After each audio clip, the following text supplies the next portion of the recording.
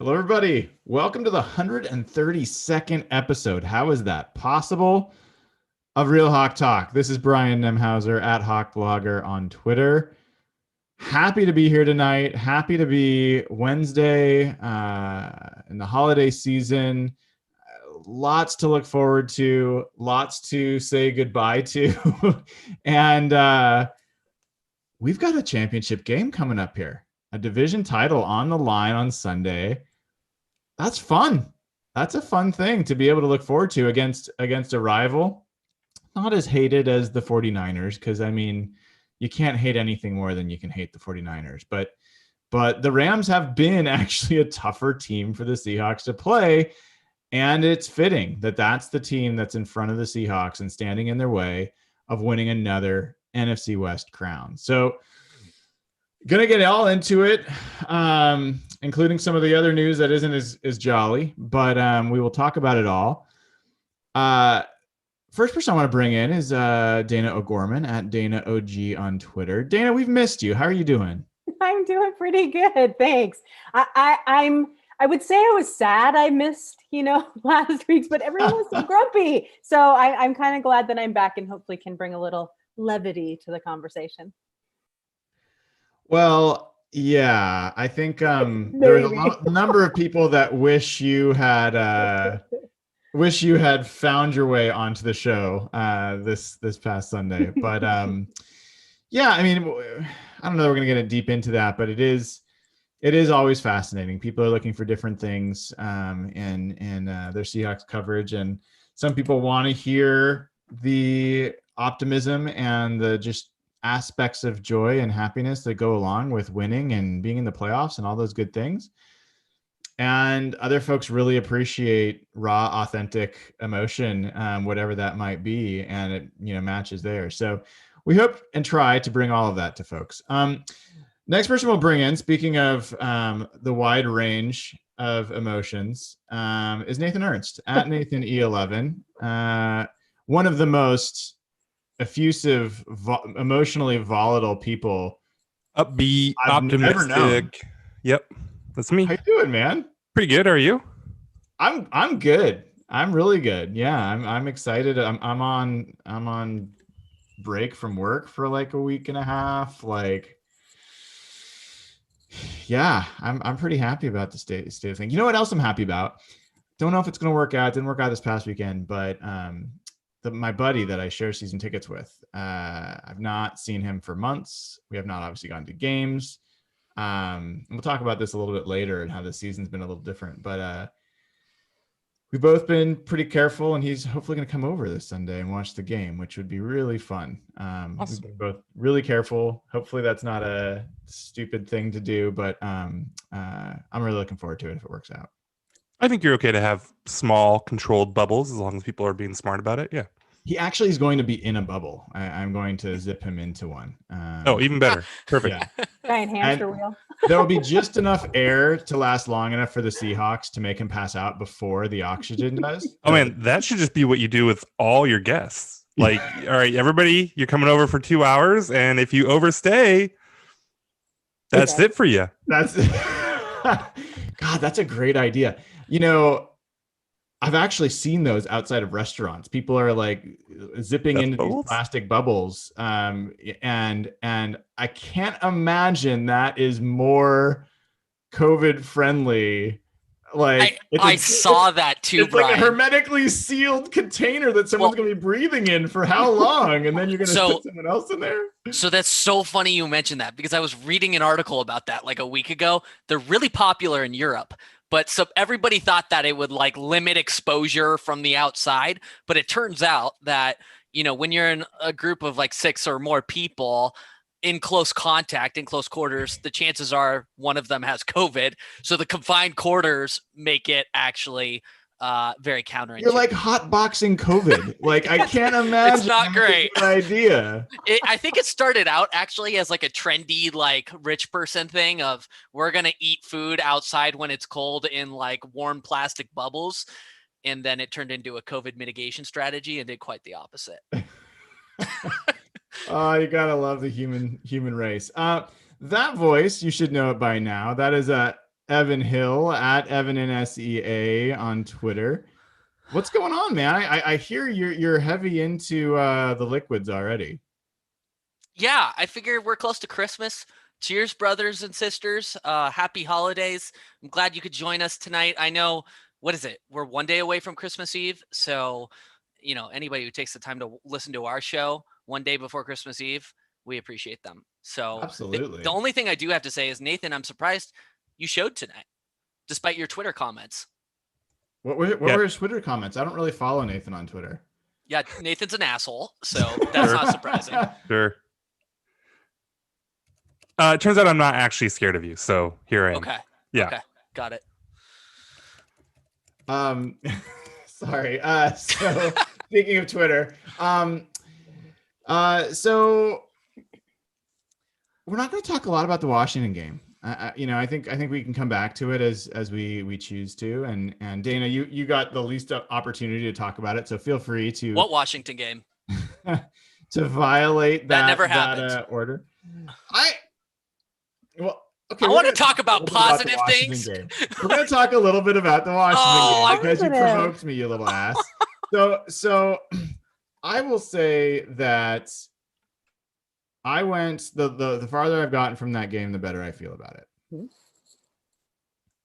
think I'm in the same boat. Really? Because I thought you were in the opposite boat. No, I was initially. Yeah. But like over the past couple of days, the more I've thought about that game, I think there's some really important positives to take out of that game. Like what? To me, it's the offensive line play. Yeah. That was one of the best, if not the best, defensive line / pass rush in the NFL. Those were hard words to say for some reason, but that was an offensive line without Brandon Shell, which we were all petrified about. And for them to hold up the way that they did, give Russ the time in pass pro that he needed. I don't think he got sacked on Sunday once. That's huge. Like, especially when we're talking about playoffs and playing better defenses. Washington is going to be one of the best defenses in the NFL that they play. So my initial reaction of the fourth quarter being infuriating hasn't changed, but I think there are some really important positives to take away from that game. Yeah, I mentioned in the post game, and even with the onslaught of frustration we were all sharing, I thought Cedric Aboyehi played well, and so did Pro Football Focus. I mean, I think they gave him a. Would you like to apologize to Cedric for the Cedric slander? Sure. I thought he was, unplayable in the Eagles game. I thought I honestly don't remember him making a single block in that game. I just remember every time him getting run past and Russell having to move all sorts of ways. I'm mostly just giving you shit. No, but you're right. I was super hard on the dude. I mean, he outperformed all of our expectations. But this is the thing we always talk about in this show. We are all extremely happy when someone proves us wrong in a good way, right? Like, I will never, ever be upset for a Seahawk that I have dogged to make me look like an idiot. It's not hard to do, but I'm always happy when they do it. Like, the more, the better. So he may get another chance this week. Dayna, anything on the Washington game that you wanted to bring up before we move forward? Well, I just obviously I wasn't as upset with the game. I think we all talked about that in our chat afterwards. I'm like, it's hard to be upset when you win your 10th game. It's and get to those double digits and I know it wasn't what people wanted to see. We saw the dominance that they could do against the Jets, and so we weren't getting that. But if you go back and look at it, I think actually it was played the way it should have been played. Evan, you said I was thrilled for 3 quarters, right? Like the first 3 quarters, you're thrilled. Well, what if that fourth quarter had been the first quarter and then the last 3 quarters you'd been thrilled with? You would have been happy because they finished strong. It's the same thing. They were still real good. They were still sure. I get your point. I don't want to see That's great. An but you know what I mean? Point. Yeah. We spent last year complaining like hell that this team could not start the game, and we were blaming it on Pete and blaming it on Russell that this whole can't win the game in the first quarter, and they kept just waiting for these last second comebacks, and was that by design, and why can't Russell get started early, and why can't Pete just try to win early? And then they've been actually a faster starting team this year, but they've really struggled at the end of games. Like they've had to hold on to leads in a lot, even when they're 5-0, it was like hold on for dear life in the fourth quarter of those games. So it is interesting that the results a win, but I think I can't speak for Nathan. Actually, I want to hear from Nathan on this too, but I think the frustration for a lot of Seahawks fans is like, play the complete game. Like there's no reason this team has to be the one team in the one good team. They are a good team. The one good team in the NFL. They can't just play complete games against inferior opponents, like when they have them down. And, we got one against the Jets, but like, this was a game that easily could have been my prediction. I wanted it to be my prediction, Dayna. I predicted 27-7. And that seemed really crazy that when I made that prediction, everyone thought I was nuts, but I was like, yeah, that's what's going to happen here. And then it didn't happen. No. And I get that people's frustration, you can't get 4 quarters, but we got 3. At least it wasn't a tale of 2 halves. You know what I mean? I try to look at the silver lining on that. But the other thing that was impressive to me, and everyone who knows me knows I'm a defense lover. I'm not, I'm not always all about the offense, which is unusual for most football fans. But I liked that Russ did not make this about him. He seemed to be happy enough with the win, even though he had one of the lowest yardage games he's had in his whole entire career. This was about playing, a game against a very strong defense. And how are we going to, without Brandon Shell and without, some of the other people that were injured, how are we going to make this work? I was kind of impressed with the game plan that they were just like, had to be fast. Now, did it always work? No. Were there problems with it? Yes. Was that interception infuriating? Absolutely. But I just think that the game plan was okay for the opponent that they were facing. And I was just pleased that they managed to win. And I say managed to win, not because I think Washington was such a great football team, but because they could have stumbled again like they did against the Giants. Yeah, Nathan, there was one comment that Russell made. I don't know if it was after the game, like immediately, or it was the next day. I can't remember when he said it, but he was talking about that, we've now shown we could do the quick game. We can run the ball. I think what he said is what I really want is for us to be able to bring it all together. Have the deep passes, have the quick passes, have the run game, and be more challenging. And interestingly, we start talking a little bit about this Rams matchup. Brendan Staley, is it Brendan or Brandon? I think it's Brandon. Brendan, I think. I don't know. I'll look it up. I've done my homework, clearly. I know how to spell them, but not how to write them, or just pronounce them. So he even said this offense is more complete than the one we played the first time. So I'm curious, like, I saw that little sideward glance at that quote, and everyone wants to know, like, your opinion on this, especially with the void that keeps showing up in your beard where we're being transported. Do I still keep disappearing? No, You're good. You're good. Okay. Now. Okay. But it's become a chat topic. Nathan's beard hole. Disappearing beard. I don't know that they've shown they can do really effective quick passing. They can pass quickly, but can they do it in a way that makes the offense good? No. They passed really quick against Washington and they didn't take any sacks and their passing game sucked. So you can pat him on the back. And this is kind of the thing, like with Russ, going back forever, right? Oh, he holds onto the ball too long. Oh, he tries too much to do the big play. Well, I think against Washington, you saw a little bit of why that's not a negative all the time. Like there's a balance there for sure. And he takes some bad sacks, right? But the passing game was bad, right? I mean, this was a Colt McCoy, Kirk Cousins-esque, right?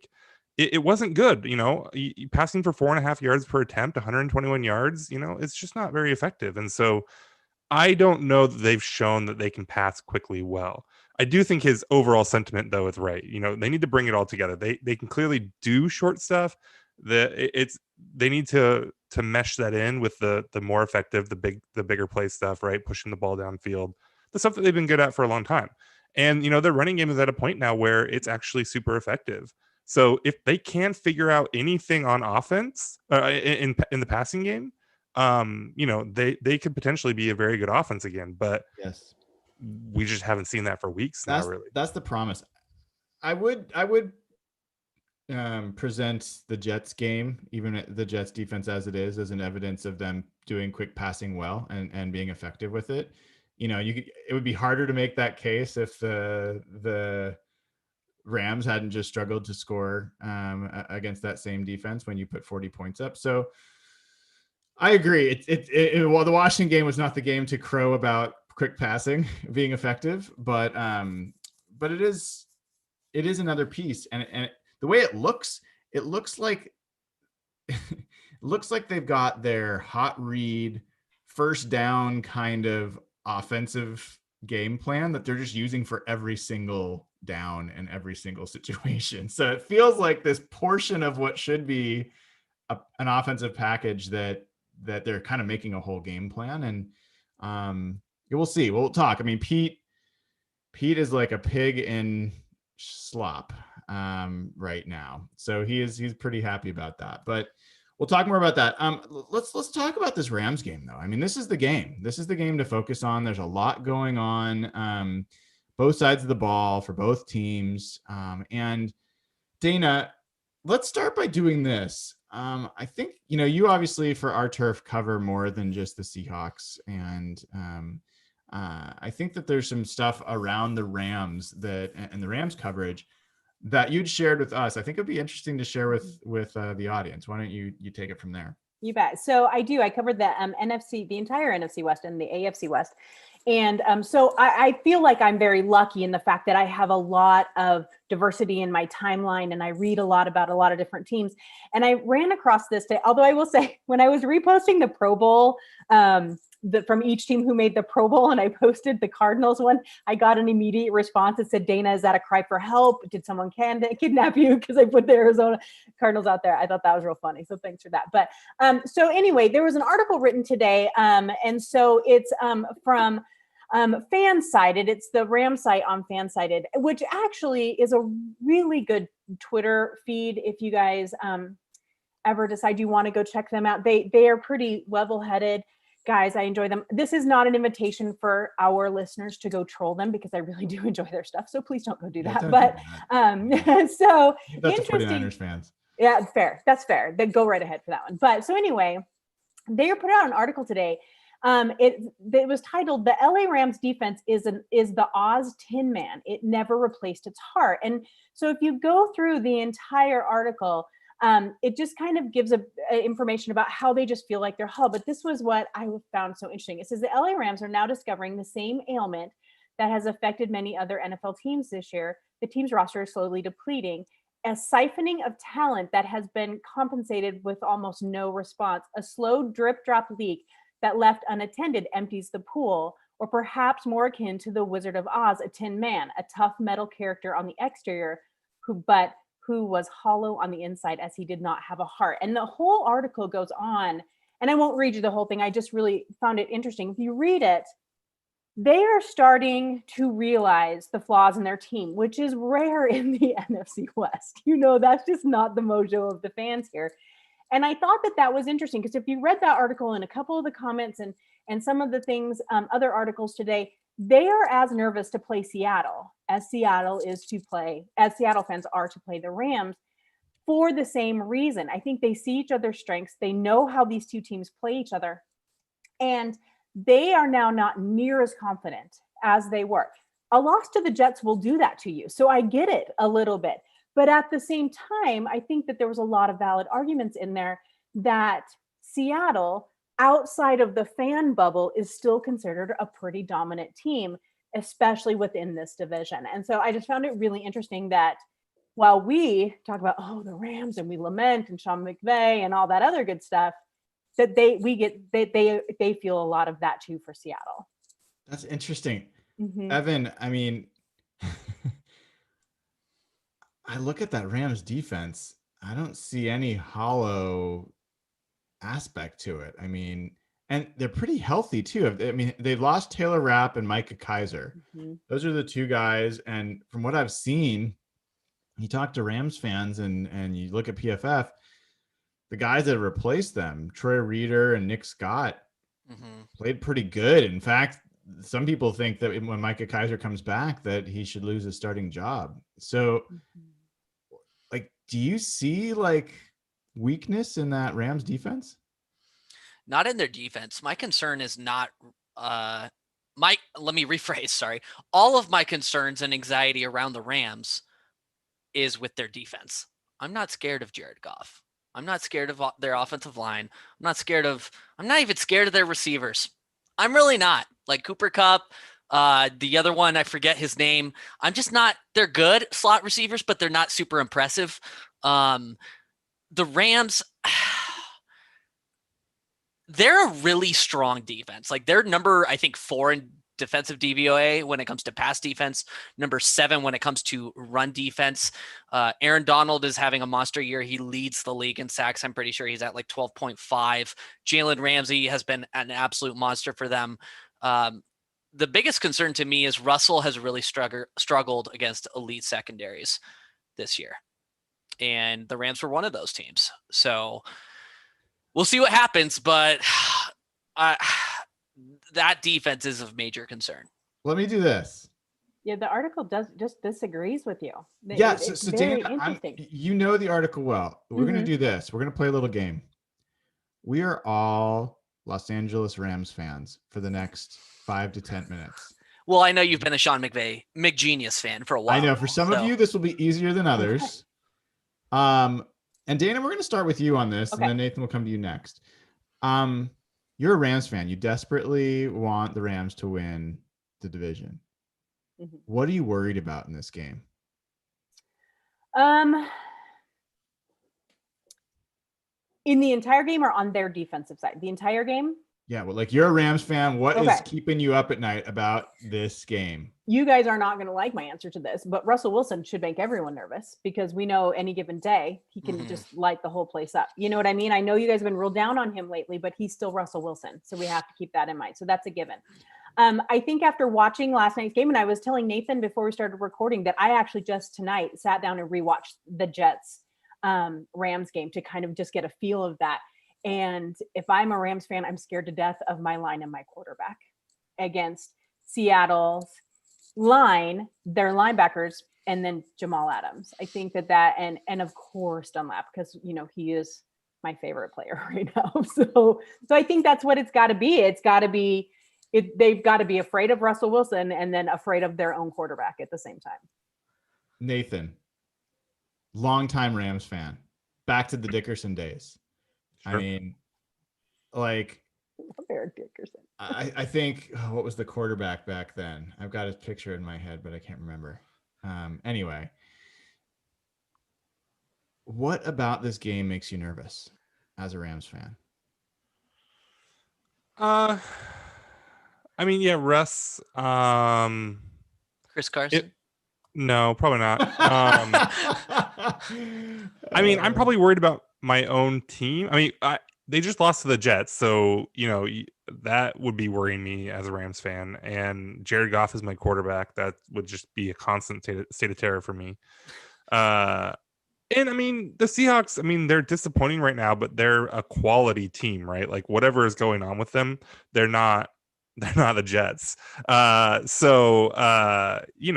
think that's really where I would be as a Rams fan. I don't think that there's anything like, oh, Seattle, this one thing, right? I mean, like that, I don't know where that would be. It was Jim Everett, by the way. Thanks to the person in the chat. That was the name I was looking for. I, as a longtime Rams fan, know these things. Evan, you just said you're all worried, about this. You're feeling, actually, let's flip it around. You're feeling really good about this Rams defense. You're feeling like good. Yeah. But are you feeling good enough that you're not worried about Russell Wilson as a Rams fan, or not worried about DK Metcalf or the run game or anything? Like, what are you worried about as a Rams fan? I'm going to say something that is going to piss off Nathan to no end. Yes. But I'm going to say it because I think it's true in recent context. If They're I'm not a scared of Rams, Jason Myers, Evan. They're not scared of him.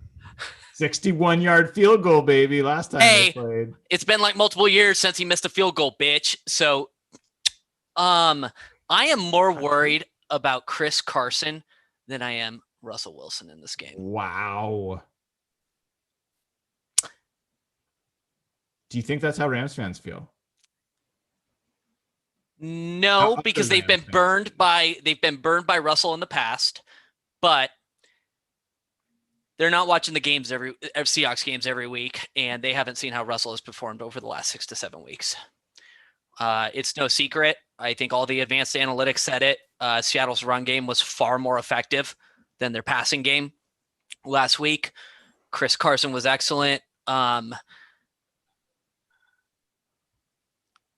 Their run game is just far more effective than their passing game right now is. Seattle's is. So I'm more concerned with Chris Carson. I felt, he averaged like some insane yards per carry against Washington, but I'm worried about that. And then I'm also worried about the Rams offense. I mean, Jared Goff struggled mightily against the Jets. He threw a couple of picks, a fumble, just looked really, really bad. People were calling, I don't know if you guys went to the Rams subreddit afterwards. They were calling for Sean McVay's head after that game, like fire him type of stuff. Jared Goff has been really inconsistent for them this year. That's not a surprise, but it's a reality. So those are my two main concerns. It's Chris Carson and our offensive production as a Rams fan. Yeah. To me, if I'm,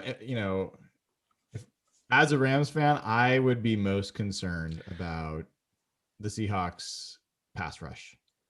The Rams pass protection has been really good, like really, really good.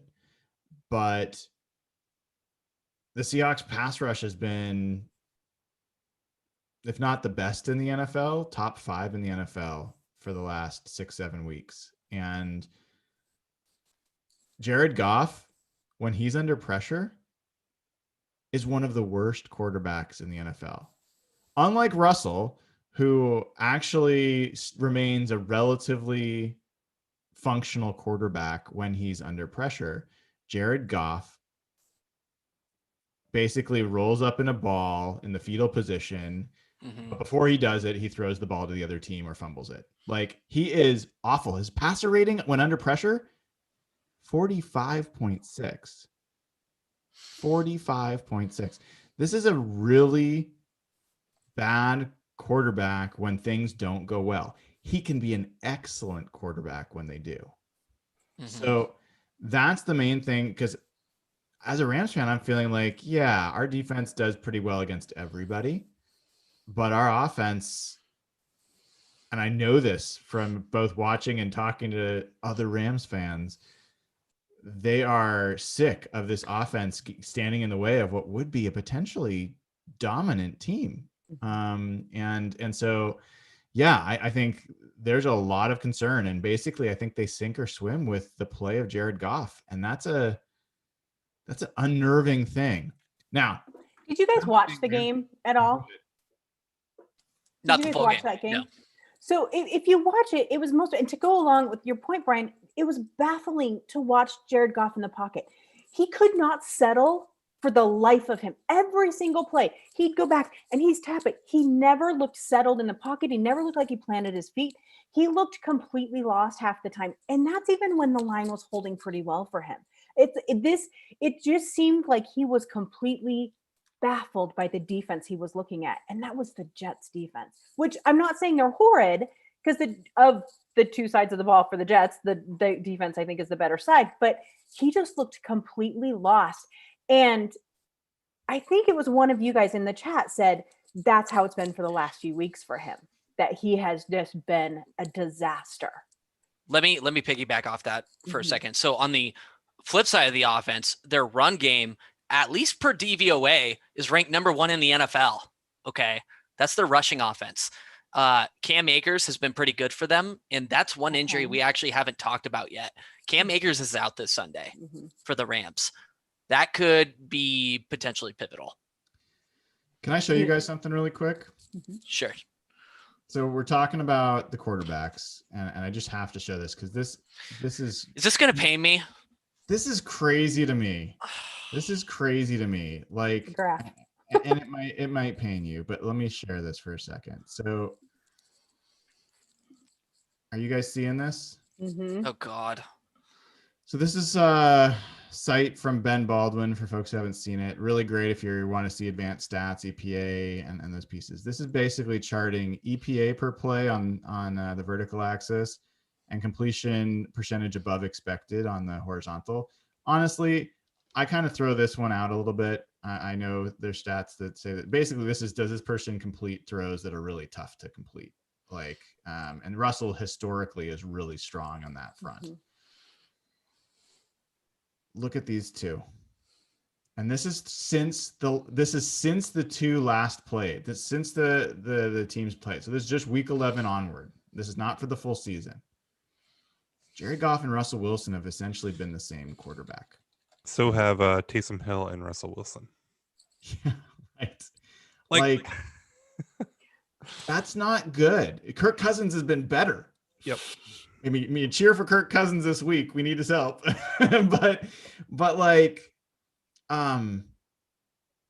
this is a guy, I mean, Russell had been up here, right? And so I think that mainly the reason I'm bringing it up, besides the point, I think it's crazy that those two are anywhere close to each other because I don't think they're anywhere close to equivalent players. It's one to show that I mean, Russell has been struggling. And two, maybe a little bit more with the point that Evan was bringing up. And to Nathan's point as well, the run game has been the stronger part of the Seahawks offense for the past few weeks. It doesn't mean that the pass offense is not needed for them to win, but I think if you're a Rams team, I think you got to look at shutting down the Seahawks run game if you can and feel pretty good about your secondary. And the Seahawks run game has not just been better than the Seahawks passing game. The Seahawks running game has been legitimately good. It's been a positive like EPA, or Chris Carson at least has had a positive EPA per rush, and not just barely either. Like he's been running really well. This running offense has worked really well. So there's. Are we all hearing the same thing right now? No, I'm waiting for I was his head just to about to explode. say. Like I'm like moving back from my screen. The thing about the whole running versus passing thing is that running should be measured the same way passing should be measured, right? And there's nothing, and we can talk about this too, right? Seattle, Chris Carson is back. Seattle is running well. Russell Wilson looks like shit, right? Like this idea that there's some relationship between running and passing, like it just doesn't really seem to exist. That doesn't mean that running is just bad, right? Running has typically been less effective, but Seattle right now and like Baltimore last year, right, is running at a really effective pace. Not as effective as a really good passing offense is, but still nothing to sneeze at, right? And so like we should probably be talking about that more, that the running game is legitimately a big positive for this offense right now. And without it, I mean, I think it's very easy to see them losing, a couple more of these games that like to Philly and to Washington. Yeah. No one's ever allowed to, in the audience, listeners, chat, no one is ever allowed to claim Nathan Ernst is a Chris Carson hater ever again. I mean, I still don't know how much Chris Carson like matters and how effective that offense, the running offense is. Like, Way to embarrass me immediately. A huge portion of that credit to the offensive line, but like, look, it's working, right? I mean, whatever it is, it's working. The running attack is effective. Yeah, and not just among running attacks. It's effective for like any type of play. Well, and you know what's interesting about that, Nathan, is EPA is the measure I think you're using to determine whether it's been effective. EPA is opponent agnostic, and so they've also faced two good run defenses the past 2 weeks and run all over them. The Jets, people don't realize it, the Jets have a better run defense than even Washington, and the Seahawks have run for almost 200 yards against both the Jets and Washington. So I think, to your point, they're doing it in an effective, efficient way, and they're doing it against good defenses. That's a positive. That's something that hopefully you can build on. You also just hope that they don't crawl into a shell and only do that. Like, they're going to need to be a little bit more creative and a little bit more varied to beat this Rams team. And let's start talking about that. Let's start talking about the formula. You are the coach. We've spent a lot of time criticizing how these coaches plan for their opponents. You guys know the Rams pretty darn well, right? Like, we've spent a lot of time talking about them, watching them, in some cases admiring them out your window at night. I'd like to hear from each of you. What is your formula? What do the Seahawks need to do in order to beat the Rams? What do they need to do well? How does it need to look? And don't give me they need to score 35 points and Russell needs to, be a perfect passer rating. Like, of course, if those things happen, they would win. But like, what are the things that matter most in winning this game? And Dayna, I'd like to start with you on this one. I think consistency. It's and you're probably going to say that's like me saying rotation when I was talking about the players earlier in the season. But I think that what we need to see is consistency from Russell, because we've seen hot quarters, cold quarters. We've talked about that. I do think we need a strong run game. But I think most importantly, and it's so obvious, you have to contain Aaron Donald. Really, if you remove him from the game, it changes everything. And I think this line can handle it. I say that because I still think he's the best player in football. So I really do. But so I think I would like to see, I think I would like to see a few more deep balls from Russell. I would like to see a ball not pop off the hands of DK Metcalf. That's infuriating to me. But I do think that while it pains me to ever, be rude about Russell Wilson, because I think we are extremely lucky fans to have him, I think that we do need to see a little more consistency out of him, and a little more of the flair that we had in those first couple of weeks. Because that first game between the two of them, I mean, these are different teams now. And I think that game was still pretty close because they always play each other pretty well. But I think if we can get some of what we saw out of Russ in that first game with an improved defense, I think that would probably be it. Evan. Yeah, it's two things. The Rams love that too high safety look. I think I saw a stat this week that the Rams are number one in terms of defensive formation, running that too high safety look. You've got to attack the middle where Russell has, historically struggled. You've got to attack the zone gaps. So that's critical. Get that short to mid passing game going quickly. And then number two, you've got to get to Jared Goff. You've got to rock him. You've got to put him in the dirt. I think the Rams have given up like, I saw this stat yesterday. I want to recount it. It was like 3 sacks per game over the last 4 games or something like that. And every time Jared Goff has struggled. If Seattle can do what they've been doing, the pass rush has been red hot since I think it's week 8 onward. ESPN had a stat today a new stat that I've actually never seen before. It was like quarterback takedowns, which is, I don't know if that's a sack or a quarterback hurry or both or a hit or all 3 of those combined. But regardless, Seattle's top 5 in that stat since week 8. And I think that only matches the eye test that we've seen from the pass rush. So I think it's those 2 things. Attack those middle gaps when it comes to the offense, get Russell in rhythm. And then number 2, they've got to get home to Jared Goff. Nathan, what needs to happen for the Seahawks to win this game? Yeah, I think I have 2 things too. The first is they need to score 35 points. And then the second is Russell Wilson needs to have a perfect passer rating. I think that will really kind of cinch it for him, You think that they need to have more points than the opponent? That if they do that, they'll win? That's always a good way to go about it. Yeah. I mean, that's probably safe. Sure. Right. Yeah. I mean, that seems like a very safe, conservative Pete Carroll approach to it. So I think we could very likely see that. 15 turnovers, probably a good idea too. I mean, if you can force them, you don't want to give them. Yeah. Okay. Yeah. So yeah, I'd be up for 15 turnovers. Sure. That'd work too. Would you like to give a real answer? That was his answer. So the question is just what do they need to do to win? What do you think the keys are? Like what's the formula that equals a Seahawks win in this game? Doesn't have to be things they control either. I mean, I think I don't know. I think the if you can contain Aaron Donald, right? Like Dana was saying, I think that's always huge, right? I don't know. I don't have a really I don't have an interesting answer here. Like Russell Wilson has to play better. He just has to play better. You know, I don't know that this team we've it's completely flipped, right? Like in the beginning of the year, it's like, okay, what do you need to do? What does this team need to do to feel a lot better about like their Super Bowl chances? And it's like the defense just has to play better, right? They just can't be a huge seed. They can't be a huge problem all the time. Well, they're not anymore. Now it's Russell, right? And Russell's a huge problem. And so yeah, I mean, there's a lot of stuff like, how you play Aaron Donald and how well you contain him, and right, do you let him just wreck the game on his own? But I think it's really simple. I think that they just need to find their passing game and just be at least okay there again, because this has not been an okay passing attack, right? It's been bad. And so that's really, I think, what it will come down to. Now, do you think that it would be good if they got 50 or more pass completions and rush attempts in this game?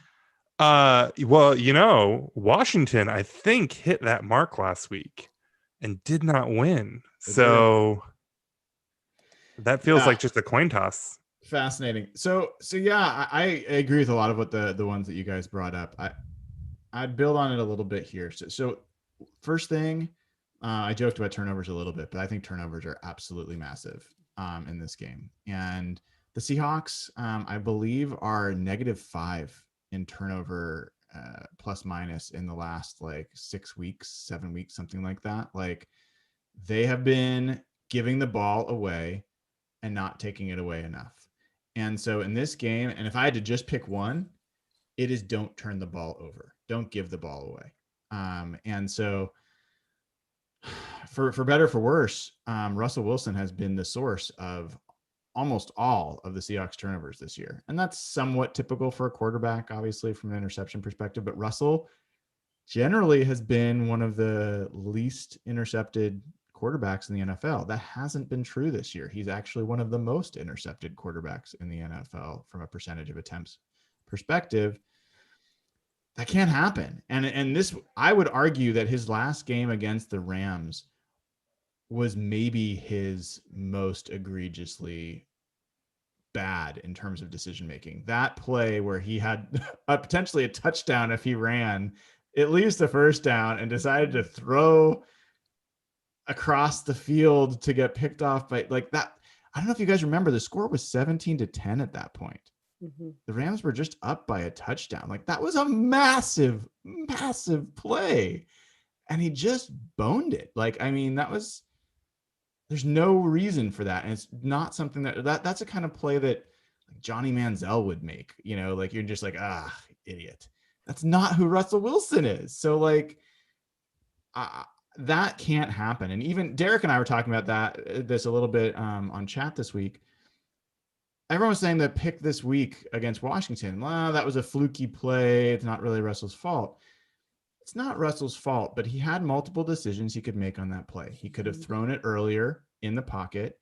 He could have thrown it away when his reads were not there. He could have pumped fake. He could have, once he was rolling out, chosen to throw it away then because he decided the risk wasn't worth the potential reward. He decided against all of those and took a higher risk. That he knew there was a chance the guy could make a play. He's not blind, but he didn't think he was going to.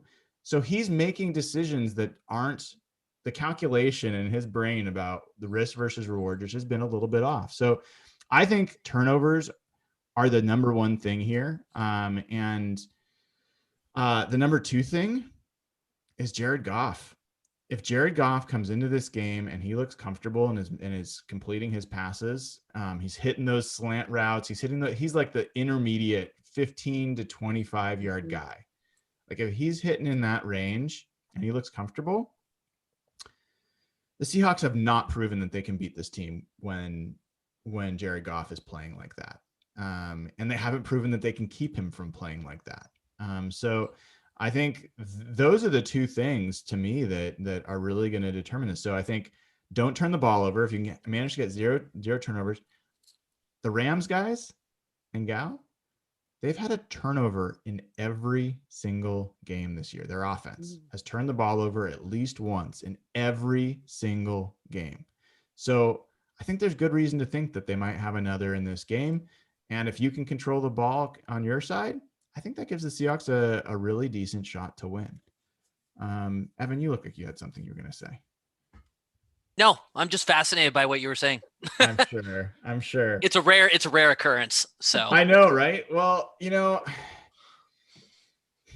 I'm hoping to get my Quandre Diggs pick 6 this week. I've been waiting all season for it. I just been sitting there. It's coming. I know it's coming. Well, now he's made the Pro Bowl, so he owes it to me, I think, at this point. Well, so this is the perfect time to do it. It is. Yeah. And he's picked off Jared Goff before. Yeah, he has. I was a little surprised he was a Pro Bowler. He's been playing really well. We talked about this in chat, and Jeff and I agreed. If you look at him, he's actually been playing very well. Recently.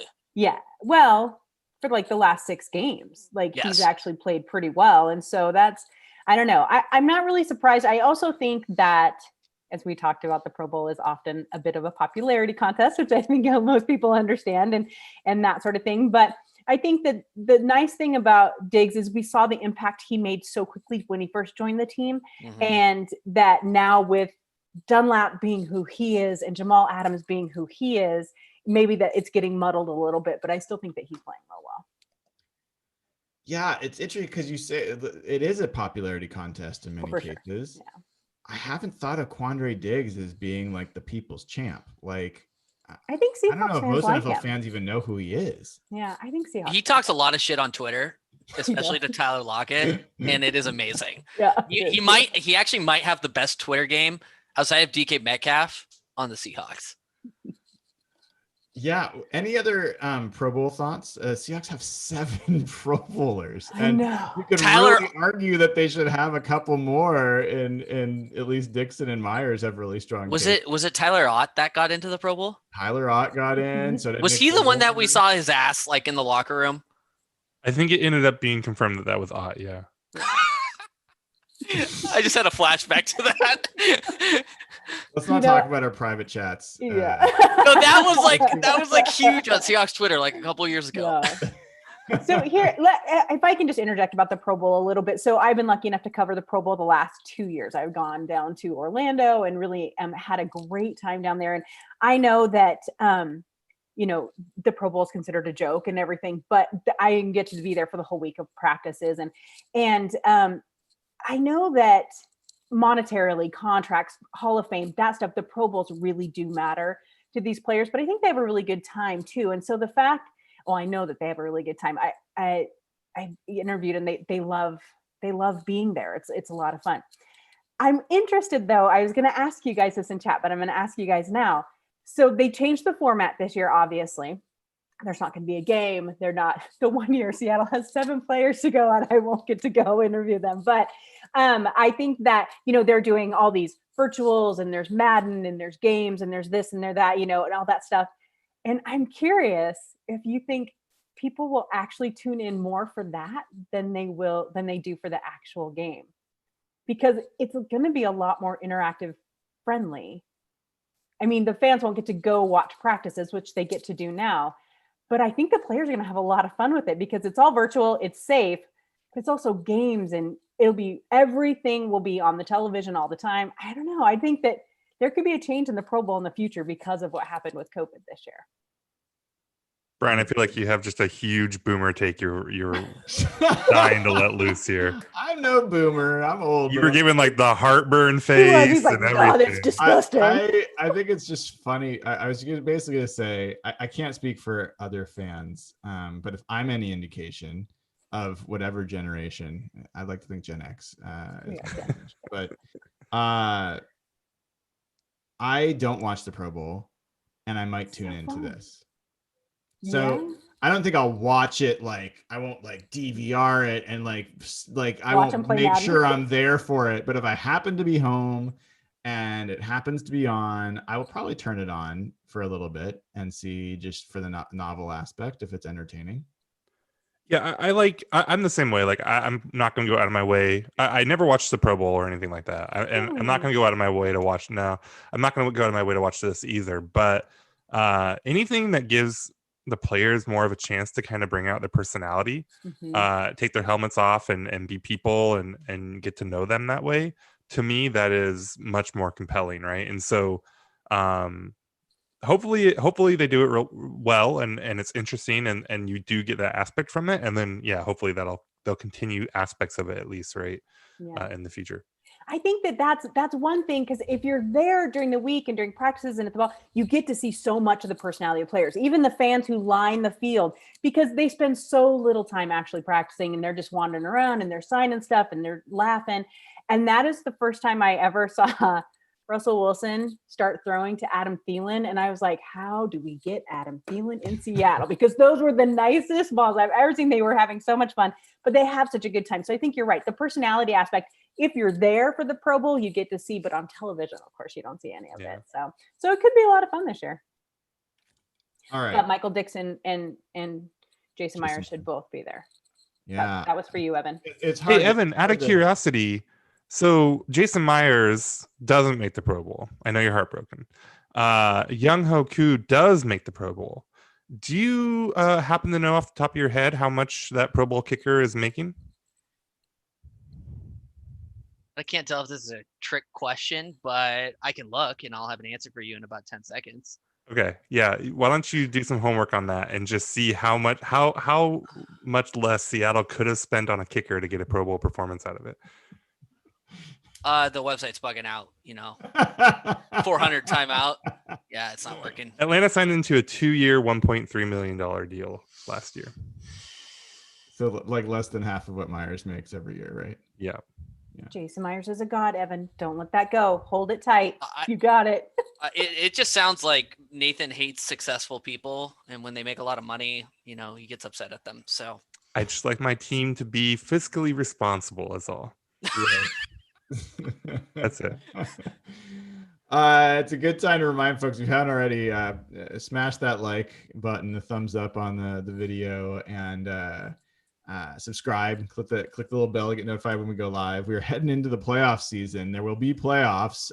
You never know when we will go live and when there'll be news we need to cover. And also go over to patreon.com/hawkblogger, join, give it as a gift. You still got a few days left. It's a great gift for the holidays. You can give them a year.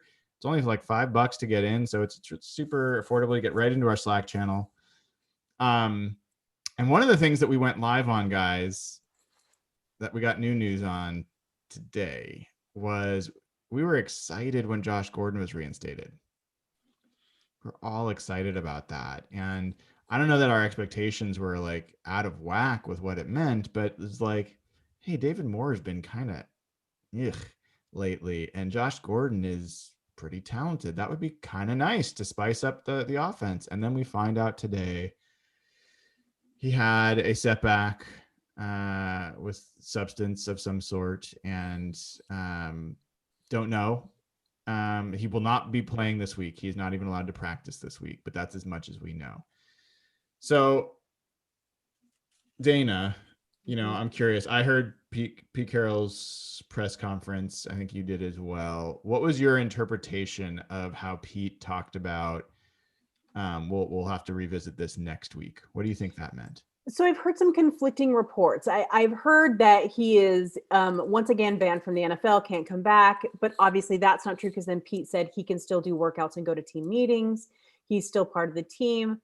And that they were going to revisit it next week, which then some interpreted that as to meaning it was just something little, and it wasn't like a complete failed drug test. But then someone else said, no, he did fail another drug test, which doesn't make sense, because then he would be out for the season again.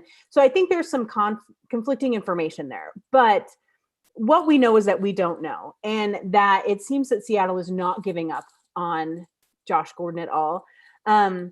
My heart hurts for the kid, and maybe that's just the mom in me. I'm not really sure, but it's like just there's always something in his way, and most of the time it's his own self.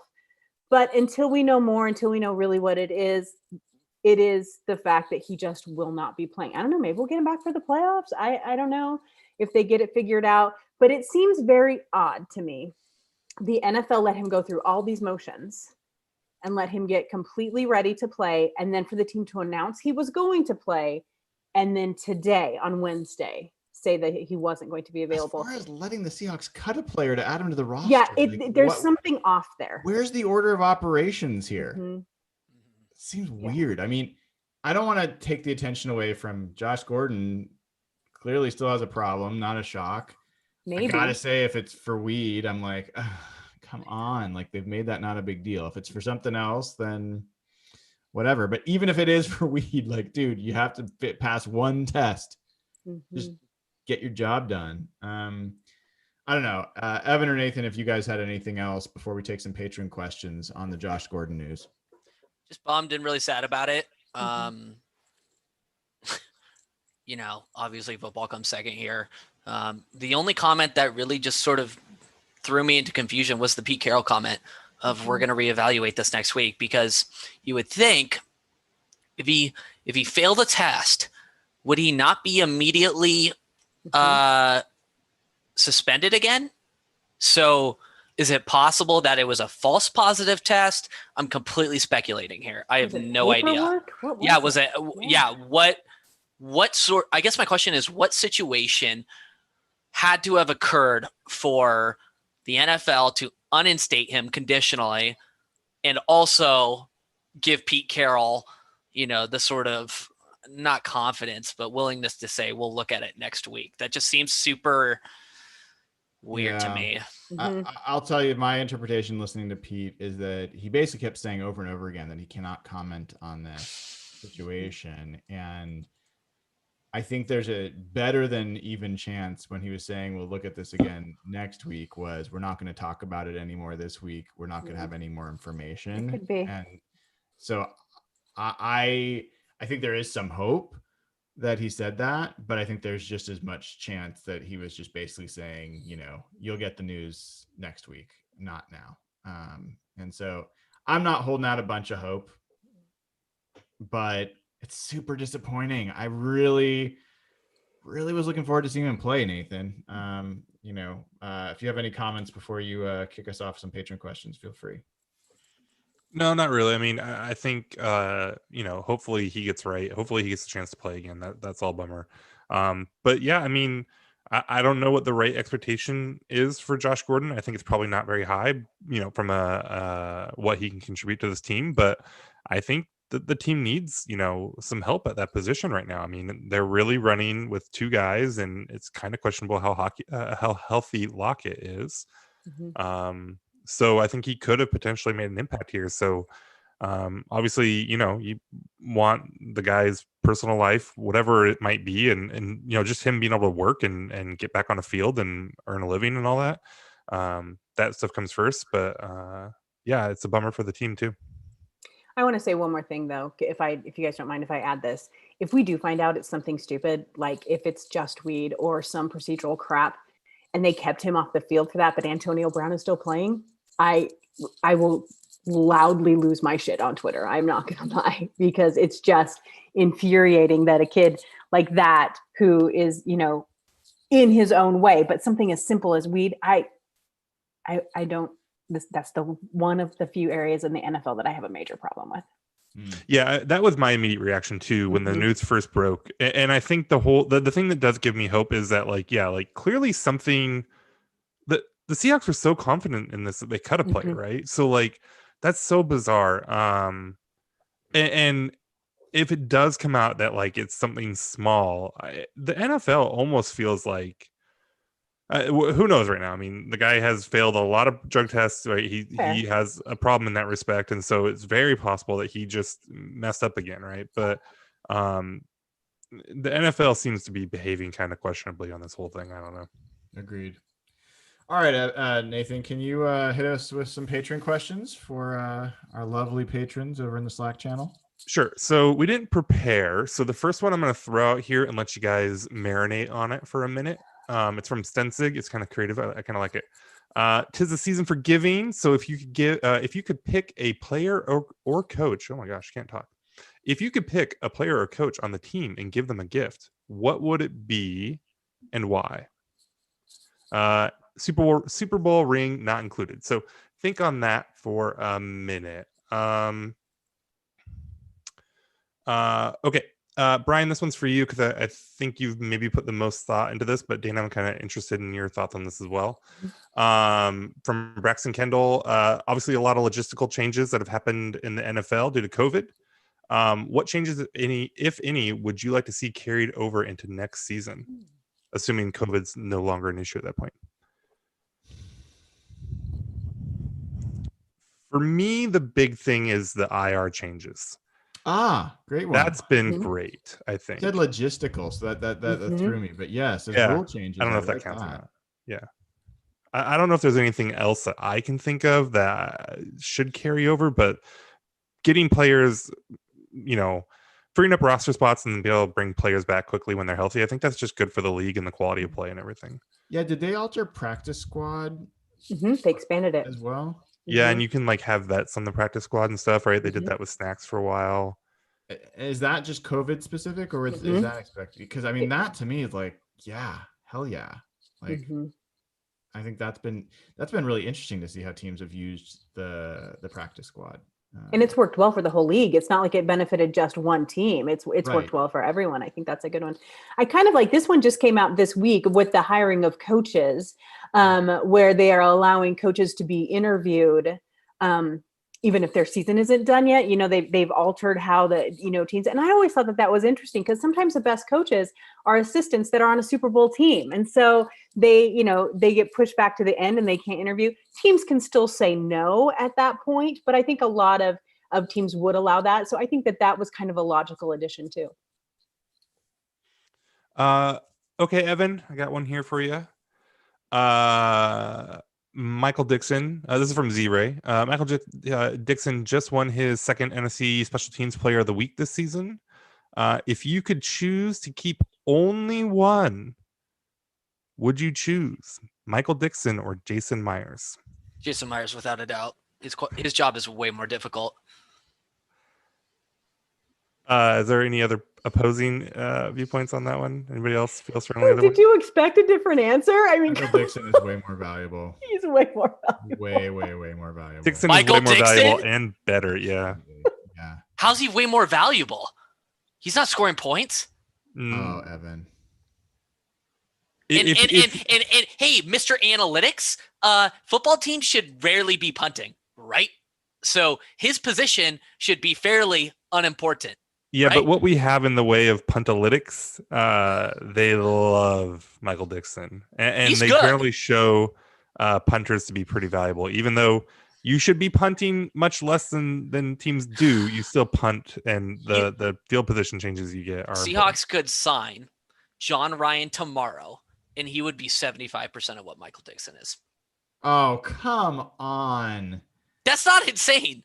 That's not crazy. I mean, he did play last year in Canadian Football League, so I mean, it's not like he's out of shape. But. The John Ryan and Sarah Clona, I love him to death. My favorite. People, but he was done 4 years ago. Before he was not a good punter for a while. So that's to say he would be 75% of who is, if not the best, the second best punter in football. Dixon has had really bad stretches too, though. Not this year. But last year he did. He did last year. There were stretches where we were like, do we need to consider drafting a punter? No, there was. Yes, there were. Yes, there were. Evan, in the Evan Hill world of roster management, there were those types of questions, but nowhere where sane people were thinking it was that thought entering. The answer to the question is Jason Myers, without hesitation. Okay. I don't know why I am surprised by that, but I somehow am. Okay. Here we go. From Bo Cressetto.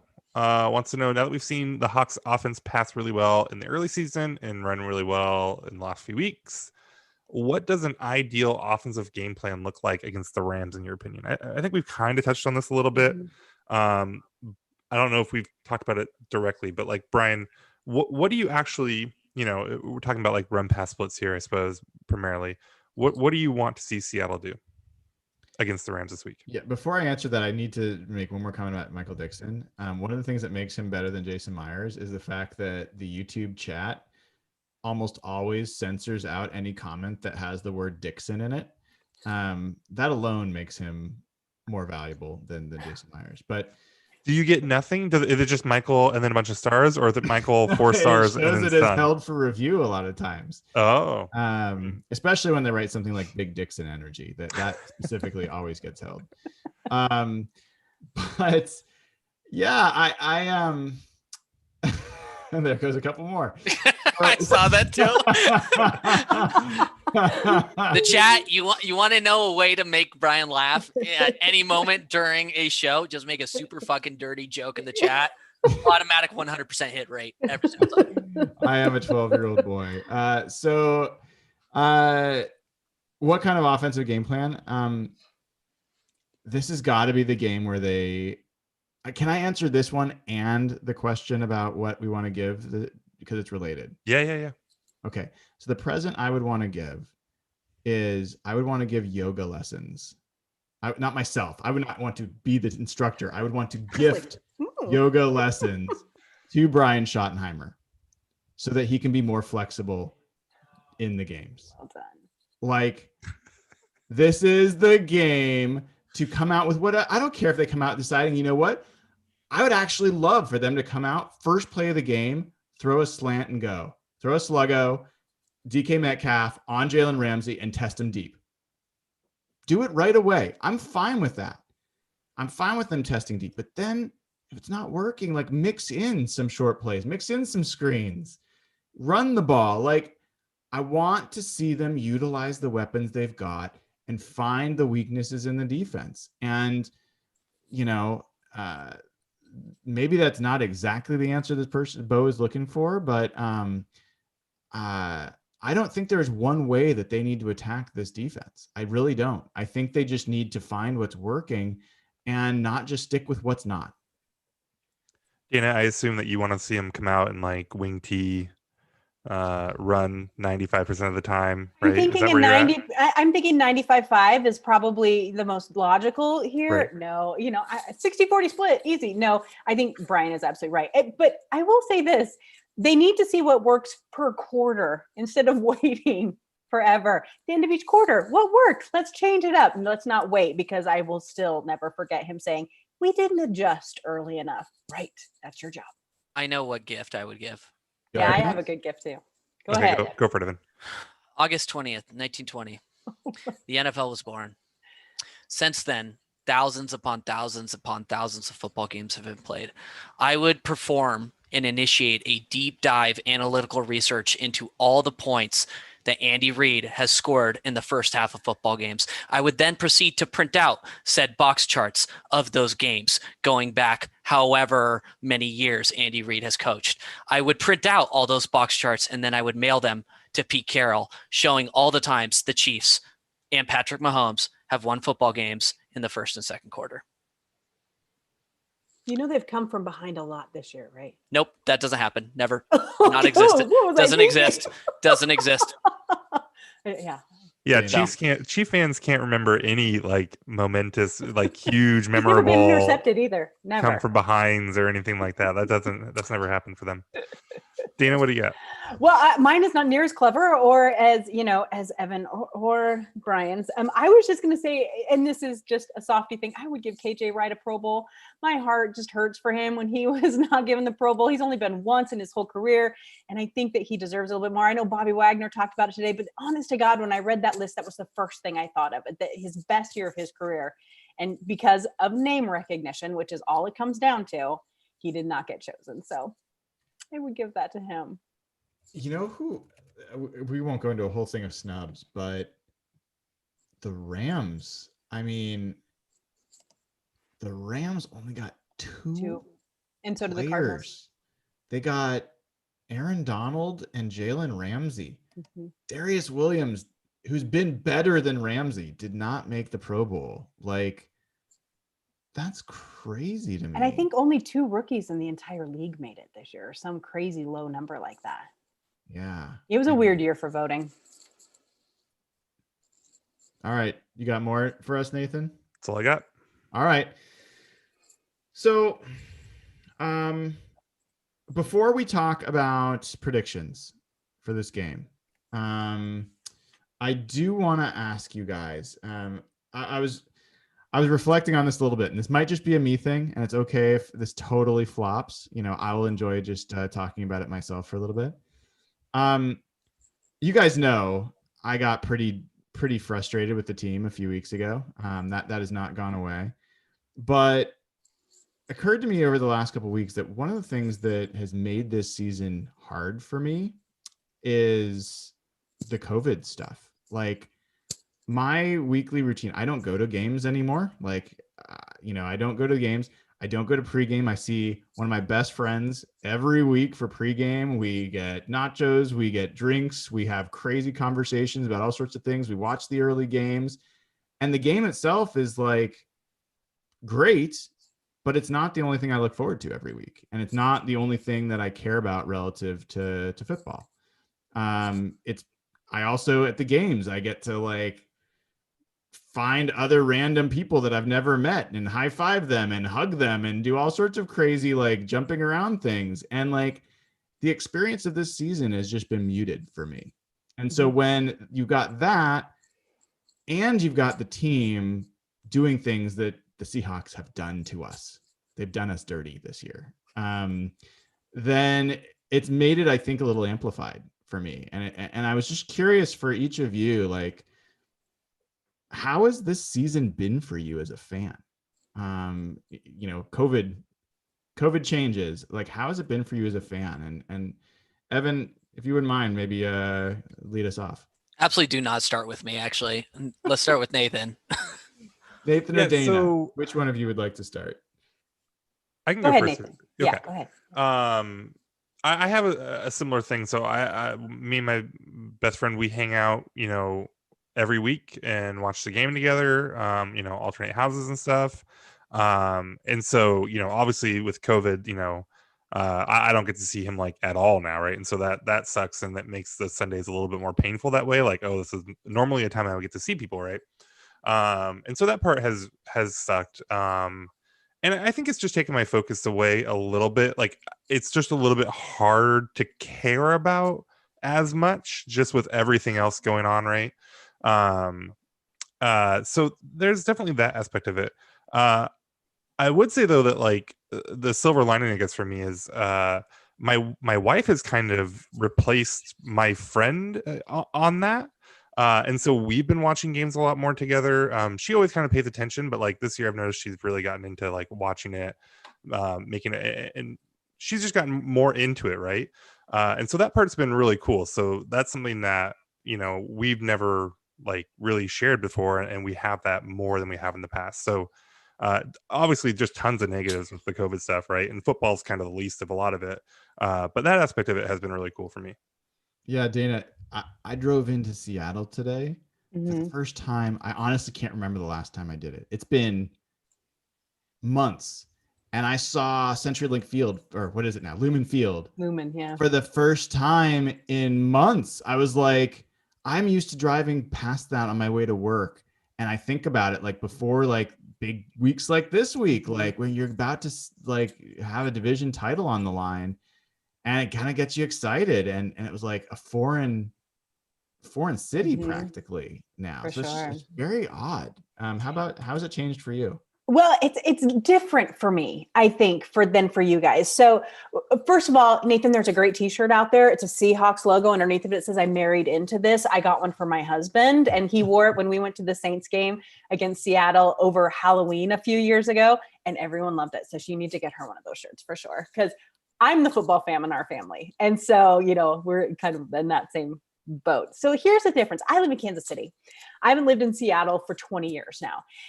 But I've been a Seahawks fan my entire life. And so it's different for me because I wasn't there for game day all the time. We would go to Seattle once a year to watch a game. And I loved those games. I loved being around people in the same jerseys that I had. because most of the time we go to 2 to 3 away games a year, especially if they're in the Midwest. And so it's just a different atmosphere when you go to those. If anyone ever wants me to give you a list of the best places to go to an away game, I will do that, because there's a lot of fun places out there that aren't assholes to you during the game. So that's nice. But for me, I think the biggest change is actually something that you mentioned, Brian. It's what we're seeing on the field, because if it's affecting us this much, imagine how it's affecting those players, not having the home field advantage, not having the fans in the stands. And I think we're seeing that on the field with the higher scores and that sort of thing. But for me personally, I do miss those travel. I miss running into people. I miss meeting people like Mommy and all these other people that on Twitter, but then you get to meet in person. And so while it's not a weekly thing for me, I do miss that. I miss those game day rituals that I get to have, a few times a year. So yeah, Evan, I mean, Dayna brings up a great point. It's not just the home games. I travel to at least one game a year, and you and I probably would have been breaking nachos and margaritas together down in Arizona, if not the whole crew. Another difference, but how about you? How's the season been different for you with the COVID stuff? Yeah, I mean, it's really what you just said, Brian, and what you just said, Dayna. Like, it's made me more grateful for those experiences where I'm not the fan that goes to every game, but I'm the fan who plans like to go to one really good away game typically, or in my case now, one home game in Arizona. So yeah, I mean, what's a bummer about our situation is, we had a whole group planned to fly out here and like stay at our house and, go to the game together and everything like that. And it's just made me more grateful for those moments, because that's what I feel like, not to get super deep here, but like that's what I hurt the most about from 2020 is like the theft of our experiences, whether it's marriages, weddings. Yeah, exactly. Whether it's weddings, marriages, birthdays, graduations, going to football games, just going to a dumb football game. It's made me really, really grateful for those moments, just because, guys, like, we're all friends through Twitter that met in person and then became friends. Like, we just didn't get that this year, and that sucks. And it's just made me more grateful for those friendships and those experiences. Yeah, well said. So thank you for joining this very special edition of Real Hawk Talk as we discuss our feelings. But I did want to delve into that. Just we've been through it, and it's been a little bit crazy. How much it changes the experience. Watching it solo and watching it alone.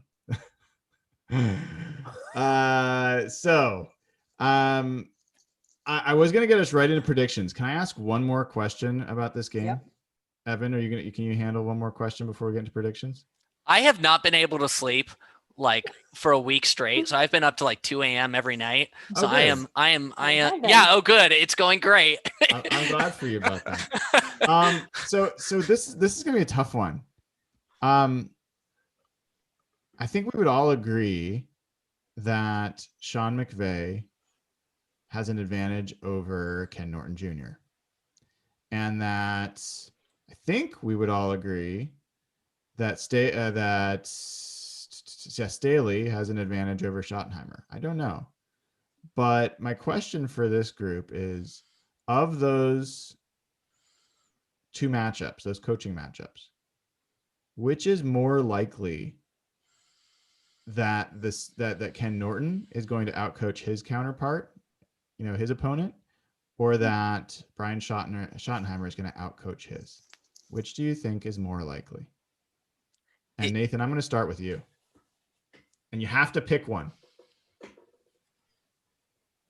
This is tough. I think Staley is gonna be a big deal.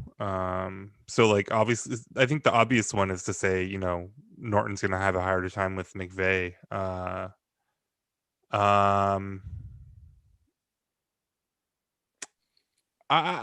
say I don't remember which way the question is supposed to go now. I'll say that Shoddy has the better chance. Wow. Just because there's a part of me that is holding out hope that Seattle has just been carpetbagging for a few weeks. That they're just, or sandbagging. I think it's maybe not carpetbagging. Yeah. They're not robbing from the South or whatever. No. Sandbagging. And maybe Shoddy's got a bunch of stuff up his sleeve that he's going to unleash this week. And then, I think it goes the other way for Norton. Norton has a lot of tape available to him about what the Rams are and like to do, right? So I think if there's going to be any kind of like a surprise or anything, I think Shoddy is more likely to have it than Norton at this point.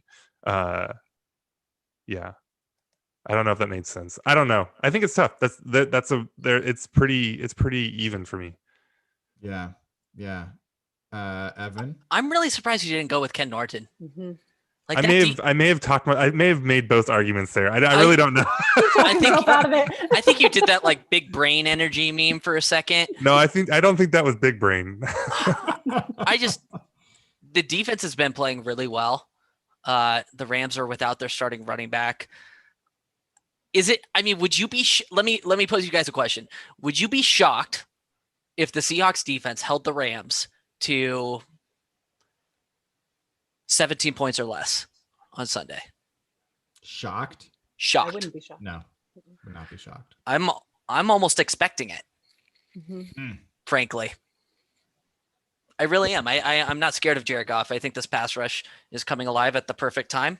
And the secondary is, I feel like domino effect benefiting from that a little bit. I think that I'm not 100% bought into the secondary yet, but I think they are benefiting from our improved pass rush. So my answer is Ken Norton. Dayna? Yeah, this is a really hard question. And so kudos to you for it. I agree, but I agree with Evan. I can see the defense with the way the Rams offense has been playing lately. I can see that defense being the better of that matchup. I hope too that, like the rest of us, the Seahawks looked at that, 4 or 5 game stretch and be like, maybe we should just phone this in for a while and make sure nobody gets hurt. I don't know. I don't think that's probably what happened, but we can wish it was. But I think that I agree with Evan. I think it's going to be Ken Norton because that defense just seems to be clicking at the right time. Okay, I want an opportunity to rationalize what I said. I'm going to stick with the Shoddy thing. I think Shoddy has a chance to surprise and do something creative that will. And I guess where I was going with the Norton thing, they do have a lot of tape on McVay, and that hasn't helped them much to this point, right? This defense has struggled at times with that Rams offense, so I don't know that there's going to be. I don't know what's going to change on that side of the ball. I guess is my thought. I really don't have a strong take on this either way. No, I think. I think you made actually a really good point there, Nathan. You're kind of backing away from it nervously, but it's something that Pete Carroll has done in past years where they have held things back ahead of divisional opponent games. They've even held players back to some extent. And I mean, last year or was it 2 years ago, whatever it was, they were like, Earl Thomas, like, we're going to wait until we see how we do against the Rams before we trade him. Like, right? Like crazy stuff. Like, but wasn't it the Cardinals? And then that was the game he broke his leg or whatever. They wanted to see how they did, or maybe it was the Rams. The Rams were the next week. Yeah. Right. Yeah. So dumb football team. Get Pete Carroll Evan, I'm going to be coming to you in a second to share your secret that you shared with us in chat. So be ready to talk about that in a second. But I think that for me, it was pretty clear that I would say the defense, that there's a better chance that the defensive coaches would have a better chance of out coaching their counterparts in this game.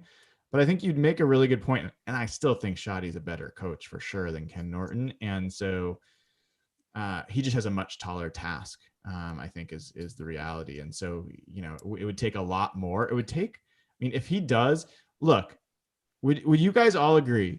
If the Seahawks score more than 25, that's the bar. If you score more than 25 against this defense, offensively, you score more than 25, not some defensive or special team scores.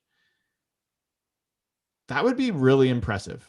Like maybe not amazingly impressive, but that would be very encouraging to me if they could score that many points. To me, if they can score 20 points against this defense, I think that that's the magic bar of when you're in winning territory. The Rams are 2-5 when their opponents scored 20 points or more this year. So anyway, I think if they can score 25 points or more, I would start getting more encouraged by the potential of this offense going into the playoffs. All right. Evan, speaking of how you're feeling about this team as they're going to the playoffs, where's your head at? Yeah. So I've been thinking about this a lot recently. Okay. After week 6, the offense was on fire and the defense was on track to be one of the worst in NFL history. That's really not hyperbole. I know we had some disagreement over it last week, but the point is they're on track to being absolutely horrible. So we know what the offense is capable of. Since week 7, or I guess really week 8, this defense has improved. Now, I do have some questions and some concerns about how they'll perform against quality offenses. But with that said, they have performed and they're improving in all phases of the defense. If we could rewind back to week 6 and you could ask me right then and there, well, let me rephrase that. What I remember, we were having specific discussions around week 6, and it was on Twitter and on this podcast about, this offense is amazing, but this defense is so catastrophically bad that I didn't believe they could win a Super Bowl with that defense. That the state of that defense through week 6, I remember firmly believing, we could probably pull up the receipts on this, that defense was not capable of winning a Super Bowl. Since then, that defense has improved. So here we are. The offense has been shit for about 6 to 7 weeks now. We're about to enter the playoffs in 2 weeks. We know what this offense is capable of. They're capable of being a top 3 offense, if not the number 1 offense in the NFL. We've seen what Russell Wilson has done this year. Yes, he sucked for a streak, but we've seen what they're capable of this year. If they can get over, the hump and get a spark on offense, all of a sudden, you've got a good offense again, good to great offense again, and a defense that has slowly, steadily improved over the course of the year. If they can get a spark on offense, that team, even if they're not near where they were offensively at the beginning of the year, I believe has a better chance of winning the Super Bowl than that team through 6 weeks. I do believe that. And I know there will be people who disagree, but that defense through the first 6 weeks, guys, broke me. Like, I refused to believe, and I still refuse to believe it, that if that defense had not improved, that if it was in the same state as it was after week 6, in that state today, there's a 0% chance, any offense in the world could drag them to the Super Bowl. I refuse to believe it. So my optimism is riding on a spark from the offense. I don't know what needs to happen. I don't know if it can happen. All I'm saying is it needs to happen, because if it does happen, they could go far. So I'm starting to have optimism flood my heart and soul just a little bit that they could make a deep playoff run if that happens. You're in a safe place, Evan. We will do our best to protect your fragile heart. I can't say that you're going to get much more sleep as a result of this emotional, precarious position you put. I mean, do you disagree with me though? Would you take, if the offense can get a spark and they can become a top 5, top 10 offense again, somewhere in that range, not as good as they were before, but top 5, top 10 offense with the pairing of this current improved defense, would you take that team, this current team, or that insane offense and catastrophically, historically bad defense from week 6? No, I think I would take this team.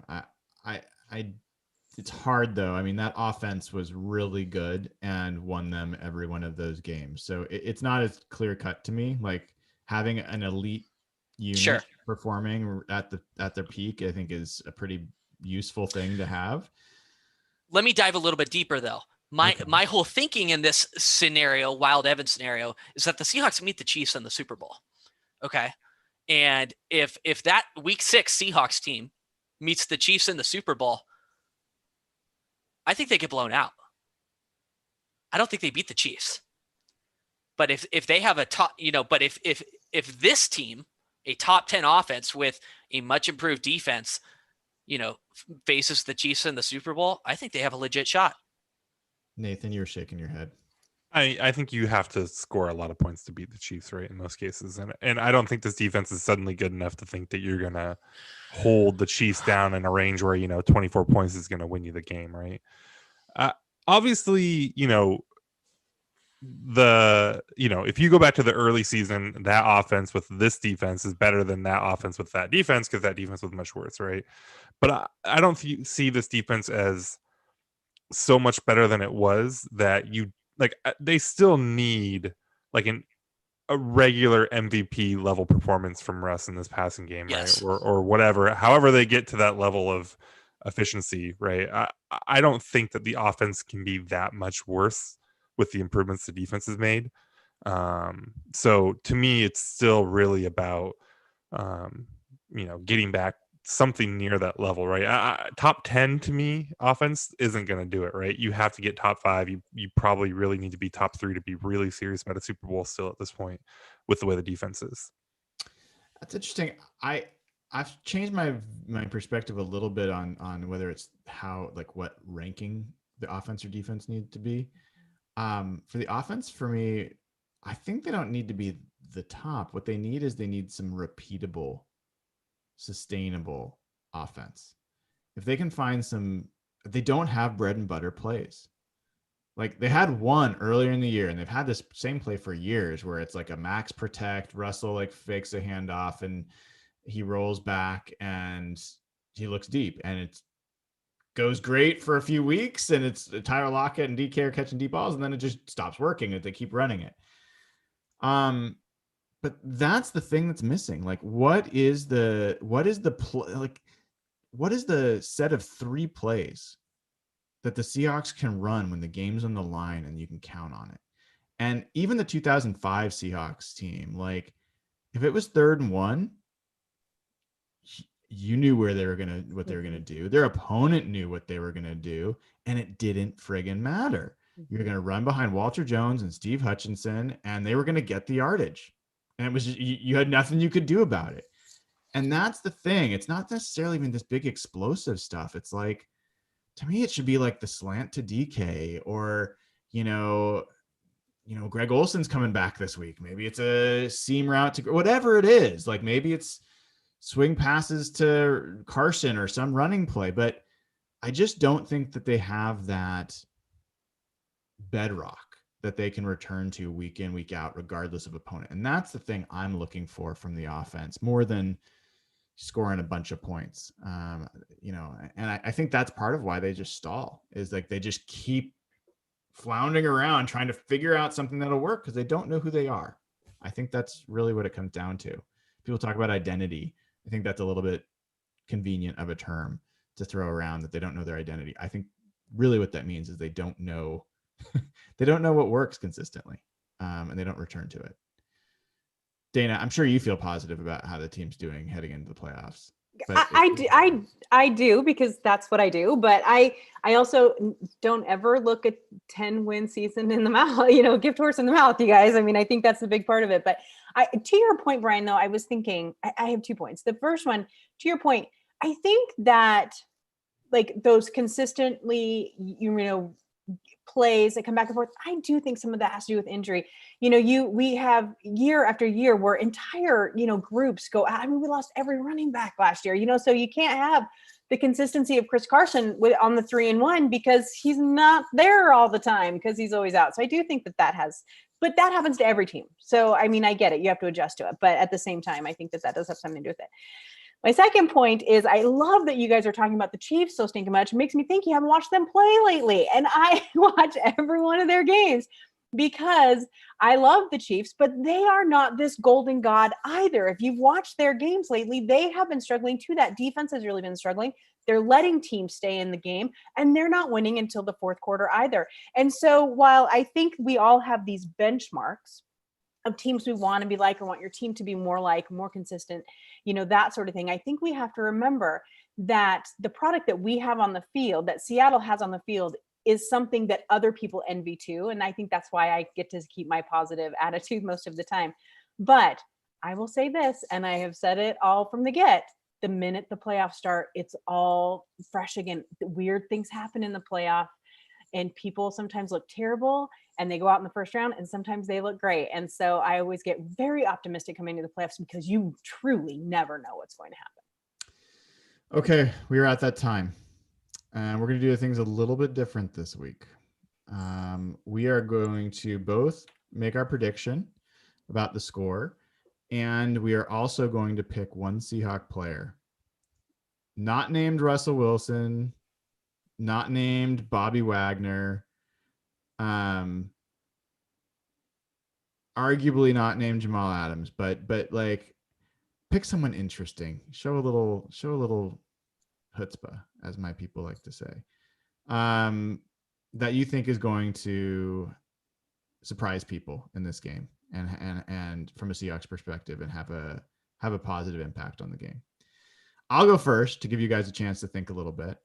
I vacillated between predicting Seahawks win 24-9. Ended up thinking this is going to be closer, so I'm going with a Seahawks win of 24-17. And my player, who I think could have one play, but enough to make an impact on this game that will surprise people, is Rashad Penny.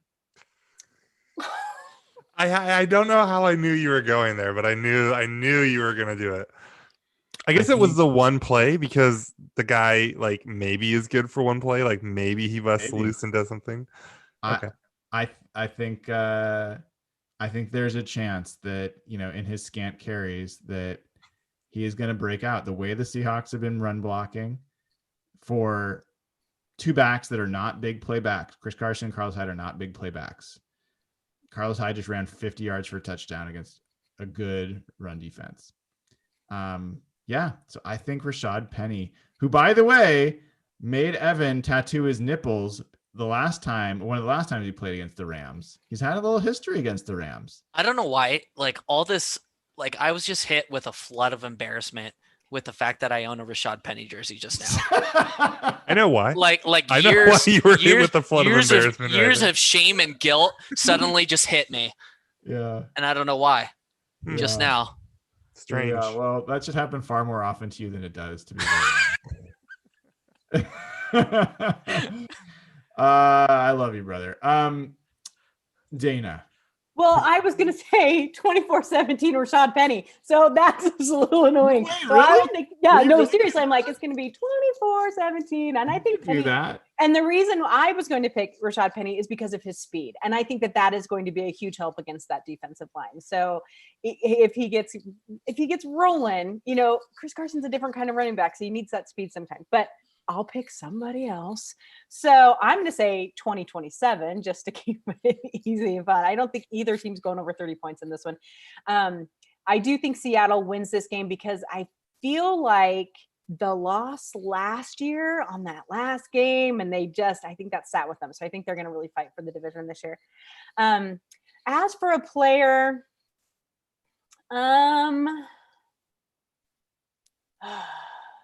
I would love to say Tyler Lockett, but I do think that he's hurt. I think that there's something funky there. So I'm just going to go out of the blue and say this is David Moore's redemption game. He is going to go out. He's going to get 2 touchdowns. He's going to look good because he heard you people talking crap about him and he didn't like it. Evan is I'm just saying, there. Evan. I love that pick just because of the damage it's doing to both. David Moore is like Jermaine Kearse 2.0. Which I like Jermaine Kearse. So there you go. Jermaine Kearse taken us to 2 Super Bowls. So yeah, he is either that's hot the greatest catch or freezing cold. There's no in between whatsoever. And Russell targets him way too often. Well, he's going to be hot this week, Evan. He might be. He might be. Somewhere Jeff Simmons is like his ears are burning at the David Moore conversation. Nathan, score and player. Well, this is a little tough for me because I'm predicting a loss here. I'm going to say 27-19 Rams. I'll go with Greg Olsen though. Maybe he gets back and provides a little bit of a spark. But I mean, I'm predicting them to score 19 points. So Okay. I'm going to Evan. go 17-16 Mm. Seahawks in a Oh. very low scoring game.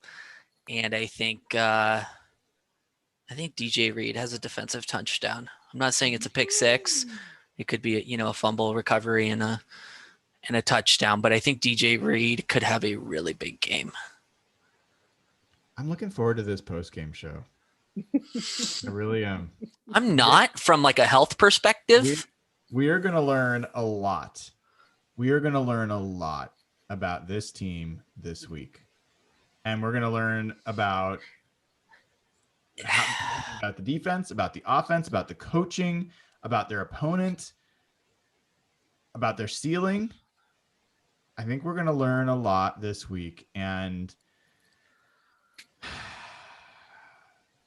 it doesn't mean it's going to be good, but I'm looking forward to learning those things and coming back on Sunday and talking with all of you about it. yeah, I'm realizing that I lied